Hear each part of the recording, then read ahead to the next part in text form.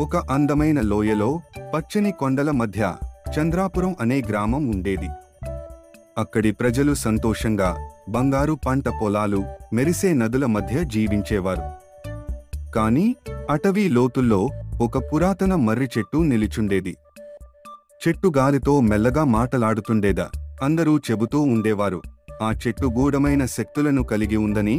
కాని ఎవరూ దాని దగ్గరికి వెళ్లలేకపోయారు. అనాయ, రోహిత్ అనే ఇద్దరు పిల్లలు అమ్మమ్మ చెప్పే కథలు ఆసక్తిగా వింటూ ఉండేవారు.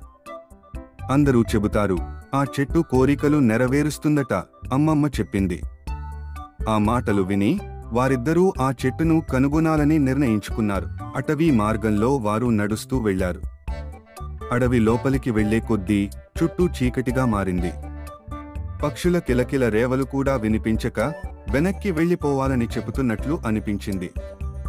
మనం నిజంగానే వెళ్లాలా? రోహిత్ అనగా అనాయ ధైర్యంగా అవును అని చెప్పింది. ఒక ఆకుపచ్చని తిత్తిబి పారెట్ పిల్లల ఎదుటికి వచ్చి, మీరు చెట్టును కనుగొనాలంటే నా ప్రశ్నకు సమాధానం చెప్పాలి అని అన్నది. ఏది వేర్లు కలిగి ఉంటుంది కానీ పెరగదు, కండ కలిగి ఉంటుంది కానీ కదలదు. అనాయ కాస్త ఆలోచించి, అది చెట్టు అని చెప్పింది.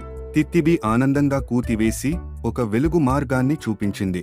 ముందుకు వెళితే ఒక అద్భుతమైన నది కనిపించింది. దాని నీరు అద్దంలా తేటగా ఉంది.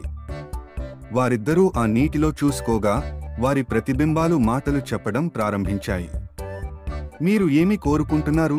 రోహిత్, మా ఊరిని సంతోషంగా మార్చే మార్గం తెలుసుకోవాలనుకుంటున్నాం అని చెప్పాడు. తిత్తిబి ఆనందంగా కూతివేసి ఒక వెలుగు మార్గాన్ని చూపించింది. ముందుకు వెళితే ఒక అద్భుతమైన నది కనిపించింది. దాని నీరు అద్దంలా తేటగా ఉంది. వారిద్దరూ ఆ నీటిలో చూసుకోగా వారి ప్రతిబింబాలు మాటలు చెప్పడం ప్రారంభించాయి.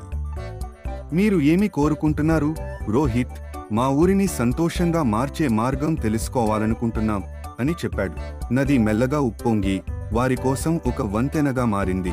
నదిని దాటి ముందుకు వెళుతుండగా గాలి మెల్లగా వారి పేర్లు పిలుస్తూ, అనాయ, రోహిత్, వెనక్కి వెళ్ళిపోండి అని చెప్పింది. కాని వారు భయపడకుండా ముందుకు సాగారు. మేము వెనక్కి వెళ్ళం, అనాయ ధైర్యంగా చెప్పింది. ఆ వెంటనే గాలి శబ్దం మాయమైపోయింది. ఒక పెద్ద రాతి రాక్షసుడు వారి ముందుకు వచ్చి, ఇక్కడ ఎవ్వరూ ప్రవేశించరాదు అని గర్జించాడు. రోహిత్, దయచేసి మేము చెట్టును చూడటానికి వచ్చాం, ఏమీ చేయం అని వేడుకున్నాడు. రాక్షసుడు వారిని పరిశీలించి వారిని ముందుకు వెళ్ళనిచ్చాడు. ముందుకు వెళ్ళగానే వారికి ఒక విపరీతమైన పెద్ద మర్రి చెట్టు కనిపించింది. దాని కొమ్మలు ఆకాశాన్ని తాకుతున్నాయి. ఆకులు బంగారుగా మెరిసిపోతున్నాయి. ఒక్కసారిగా చెట్టు మధ్యలో ఒక తలుపు వెలసింది. స్వాగతం జ్ఞానాన్వేషకులారా, చెట్టు స్వరంలో పలికింది. నేను కోరికలు తీరుస్తాను కాదు, కానీ జ్ఞానం ఇస్తాను అని చెట్టు చెప్పింది. అనాయ, రోహిత్ ఒకరి ముఖం ఒకరు చూసుకుని, మా ఊరిని ఎప్పటికీ సంతోషంగా మార్చడం ఎలా అని అడిగారు. అసలు మాయాశక్తి ఎక్కడో తెలుసా? అది దయ, జ్ఞానం, సహాయ సహకారాలలో ఉంది, చెట్టు చెప్పింది.